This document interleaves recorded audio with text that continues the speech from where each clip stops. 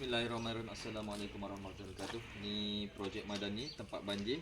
Order 5 kaki hampir habis. Bawah ni stainless steel. Tahan karat. Jadi bila dia tanam sampai parah ni, yang ni masih tahan karat lagi ni. Yang ni tinggal cat je lah. Jadi dia tak akan karat ke apa. Yang ni sama juga, anti semut, anti ananai, katak semut pun tak boleh naik ni, insya-Allah. Jadi yang ni boleh tahan sampai 80 kilo. Bawah ni kita buat frame memang tahan lah. Dan ada lubang untuk kita skrukan dia nanti. Okey. Yang ni 5 kaki untuk kawasan banjir sebab kita dah guna 7 tahun dekat Pulau Kelantan. Yang ni 2 kaki standard bawah. Tempat biasa boleh tanam juga separuh.